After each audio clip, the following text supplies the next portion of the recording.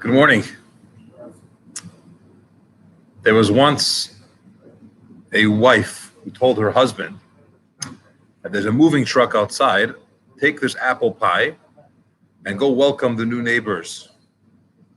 Living somewhere in suburban America, and he goes outside with the pie. He walks over to who he thinks is the owner, and he says, "Welcome to the neighborhood. We're so glad you're going to be our neighbors." And the fellow says, "What?" He says, "Yeah, welcome to the neighborhood. I live next door." He says, "Me too. I'm just moving out of here after 20 years. You're influenced by your friends and your neighbors. It's a famous question. Nature versus nurture. Are we the product of our genetics? In other words, some people are born as kinder, calmer, happier, and other people happen to be, it's just who they are, and maybe there are patterns in their family of having different dispositions. They behave differently, they react differently. Or is it nothing or not as much to do with your nature, but it's more of nurture? Who are your friends? Who are your neighbors? What kind of school did you go to? What type of friends did you hang out with? It's not really how you were born, rather it's nurturing of how you were raised. Yes, parents, yes, siblings, yes, your environment.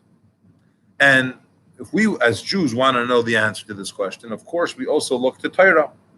Torah has lessons, messages, guidance for every person in any situation, at any time.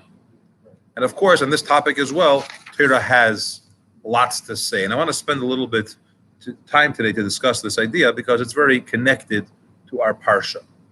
Our Parsha Va'eschanan has an interesting law.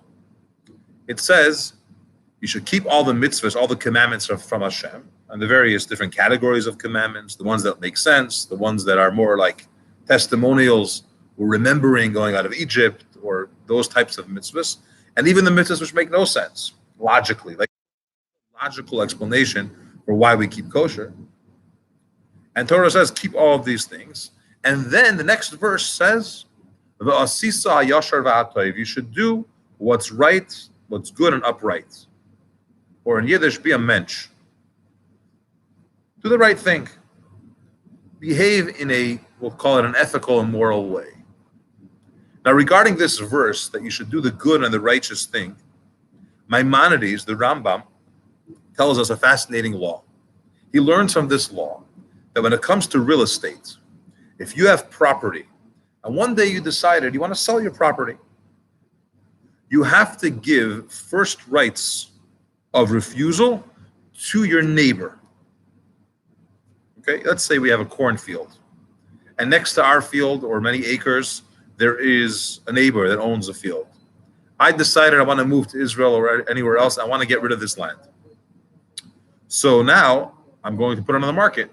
Says the Rambam, Torah tells us, do the right thing. Before you go and put it on the market, ask your neighbor next door if he wants to expand his field into yours.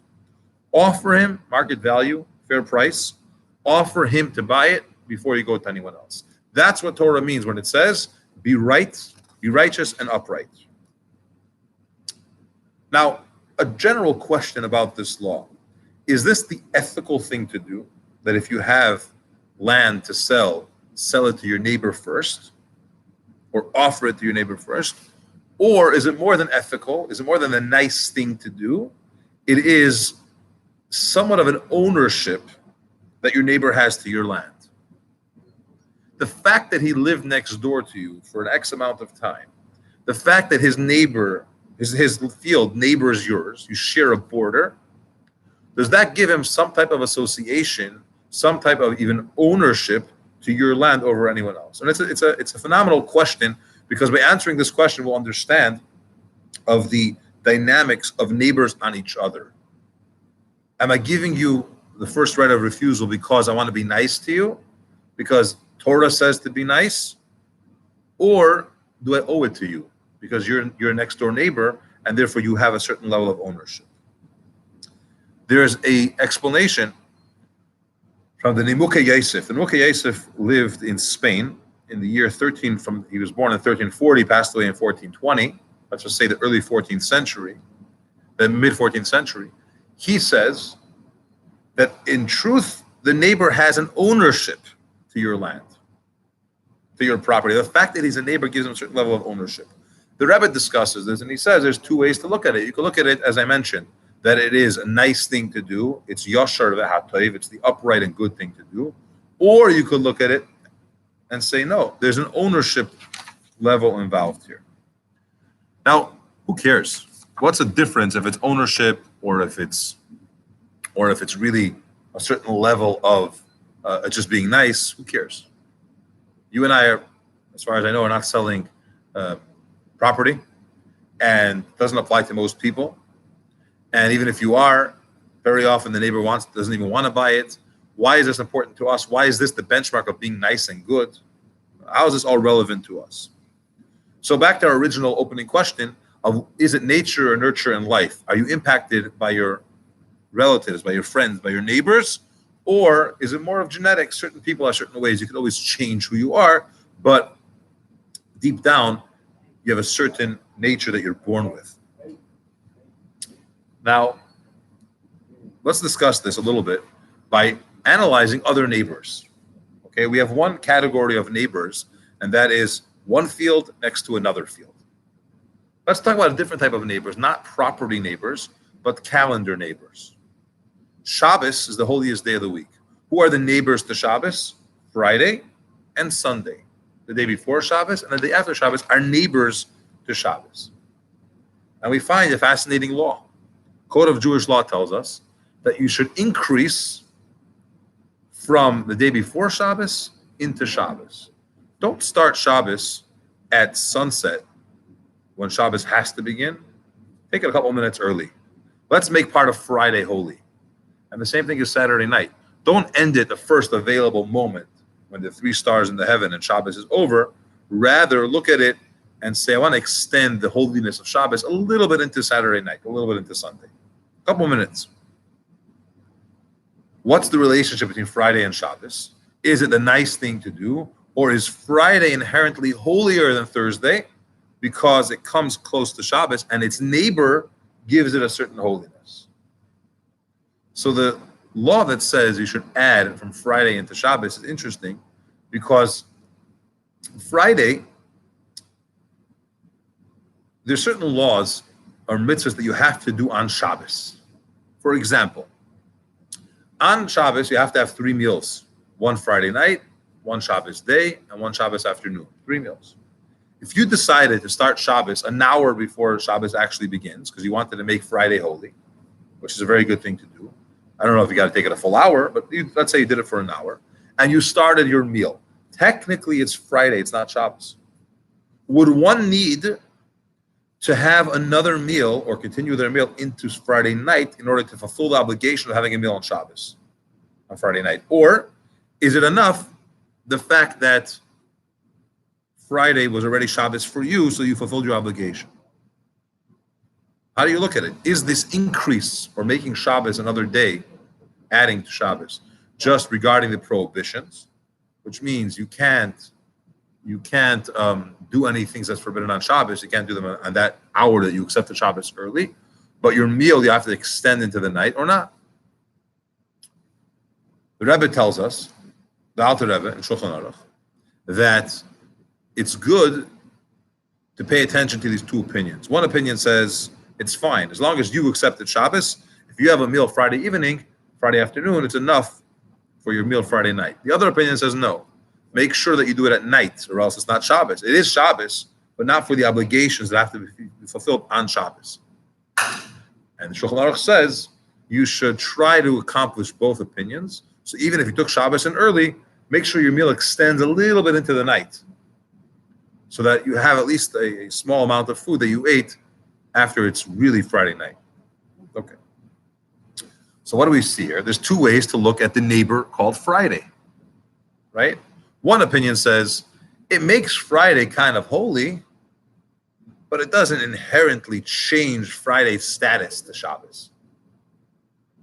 In other words, for the meal, it wouldn't count.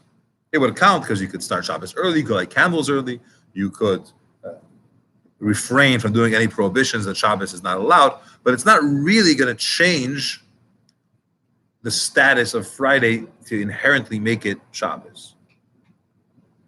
It's the same thing as a question about fields, neighboring fields. Is there an influence from my field onto your field that I have to be nice and offer you the first rights of refusal? Or is it much more than that and you have an ownership? Did Shabbos influence Friday to the extent that Friday now carries a certain level of Shabbos, and if I accept it, then it extends into Friday? Or is it just a neighbor? Has an external impact? Now, it sounds like a very theoretical question. Who cares? But as we'll see, it has major discussion. As we get into the third category of neighbors, we have neighbors of, category number one was neighbors of fields. Then we have, fields. Then we have neighbors of time. Friday is a neighbor of Shabbos, and therefore Shabbos extends into Friday. We take Shabbos in a little bit early. And finally, we have the third category I want to discuss today is neighbors of people. People are neighbors to each other. But let me share with you a story. The story is from the Talmud, tractate Sukkah. And in this Talmud on page 56a, the Talmud tells us a interesting situation, sad but interesting. Let me give you an introduction. In the temple, who served in the Beis Hamikdash? The priests, their family would serve on behalf of the Jewish people. They would bring the offerings. They would bring the various different morning and holiday offerings and evening offerings and so on. There were many kohanim. Every kohen wanted to be part of it. So how do you do it? You divided it in groups of 2 weeks each group. So every group, family usually, went in and they served in the temple for these 2 weeks. When they were finished, the next group came in. So there's 52 weeks in a year. So holidays were worked a little bit differently, but every 2 weeks, the kohanim had the opportunity to serve in the temple. When does that group end their shift? Does it start on Tuesdays? Does it start on Fridays? How does it work? So the Gemara tells us every Shabbos, in the middle of the day. So the morning belonged to the outgoing shift, and the afternoon of Shabbos belonged to the incoming shift. And that was their 2 weeks of the year that they got to serve in the temple. Now, in the temple, there were showcase with bread, 12 loaves of bread. These 12 loaves of bread were split between both groups, the incoming group and the outcoming group, and they ate it on Shabbos. 6 loaves went to the incoming group, 6 loaves went to the outcoming group. They divided this holy bread among themselves. Everyone got a little piece. Where did they eat it? So the Talmud says very fascinatingly that the incoming group, they would eat on the north side of the courtyard. The north side of the courtyard was considered to be holier. And the outgoing group, they would eat on the south side of the courtyard, which was considered to be less holy. When it came to offerings and sacrifices, the south side of the courtyard was less holy. And here the Talmud says there's one exception. There's a family known by the name of Bilga. And this family of Bilga, they always ate their bread, whether they were incoming shift or outgoing shift, they always had the holy bread of the temple on the south side. They never had the opportunity to have their bread on the north side. They were punished. Why were they punished? And here's the story. Miriam, the daughter of Bilga, many, many years ago, during the times of the Greeks' invasion into the temple, she left the ways of Jewish life. And she married a Greek soldier. And this Greek soldier was involved in desecrating and taking over the temple. So she wasn't just not being religious, she was actually working against the Jews. And she went into the temple, she took off her sandals, and she started throwing or waving at the altar where the offerings were brought. And she said, "Wolf, wolf," in a very derogatory way. How long can you consume the food, the bread, the resources of the Jewish people, and you're not helping them in their time of need? Like laughing, you guys, you altar, Where are you? Why are you not helping the Jews? And she was making fun of the altar and of the whole process of the temple. And it was considered to be a tremendous desecration. So our sages said, her family, which were Kohanim, they were priests, when they have their time to work in the temple, they cannot eat on the north side, only eat on the south side, because she's part of their family. Talmud says why. Talmud gives us an important lesson here.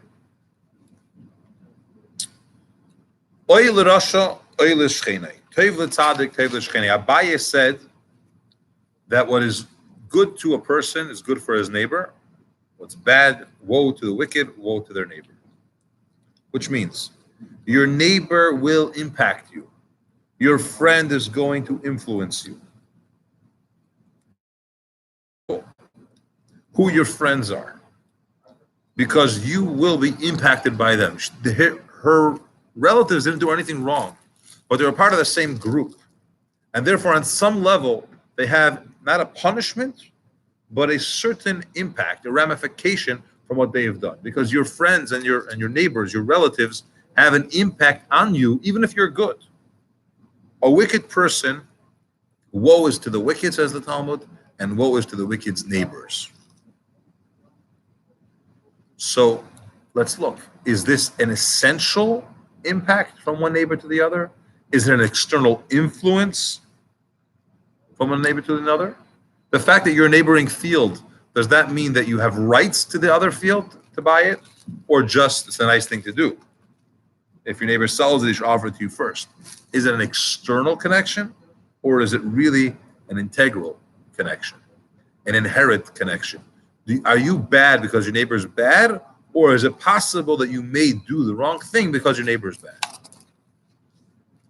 Let's analyze, let's research, let's look a little bit at the concepts of neighbors and what the Mishnah, what our sages tell us about neighbors. We have a prayer we say every morning, in the morning prayers. We ask Hashem to save us today from various different things. One of the things we ask God to protect us from is from a bad neighbor, because a bad neighbor is indeed a bad influence. We're not sure yet how impactful this influence is, but it is an influence, a negative influence. And we pray to Hashem, help us.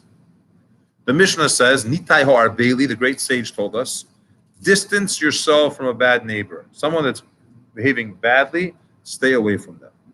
Says the Bar Tanura, the commentary on the Mishnah, why? So that you shouldn't learn from his actions, number one. And number two, that you shouldn't get punished when he gets punished. Because somehow, the neighbors of the person that are getting punished get impacted as well. So be careful. Don't get punished. There's a beautiful letter. Somebody wrote a letter to the Rebbe asking a question. Having difficulties, we're not sure what the letter was. We know the answer. But from the answer of the Rabbi, you could see that this person was having different difficulties with their neighbor, and not only that, but with making the right decisions in his own life. And the Rebbe says, in the morning prayers, when you ask that Hashem should distance us from a bad neighbor, you have to have more kavanah. You have to pay more attention to what you're saying. Pray harder. When you ask Hashem to save you from a bad neighbor, don't do it just from a bad neighbor. You should know that within yourself, you also have a bad neighbor. Every person has an evil inclination, for the most part. And inside, that's our neighbor. He's with us all the time. Wherever you go, this neighbor is with you. And we need to protect ourselves from this neighbor. It shouldn't be a bad influence on us. Because the evil inclination is here to do what? To get the person to do the wrong thing. So you need to guard yourself from the bad neighbor. And by the way, the Rabbi tells him he should also check his tefillin and his mezuzahs, make sure that they are kosher for usage properly. Okay. Now, let's look what happened to Miriam Bas Bilga, this daughter of the family of Bilga, and her punishment. She was not punished. Her family was not punished inherently. They didn't get a consequence. They didn't get hurt. They didn't get fined. They had an external punishment that when they serve in the temple, they could still serve. And when they get the bread, they could still get the bread. They have to eat it on the south and not on the north, which shows us that the implication of the evil neighbor, of the bad neighbor, is minimal. It's external. It doesn't have to change you who you are inherently. There's a saying, the Rabbi brings it in Hayom Yom, that a chassid makes a sviva.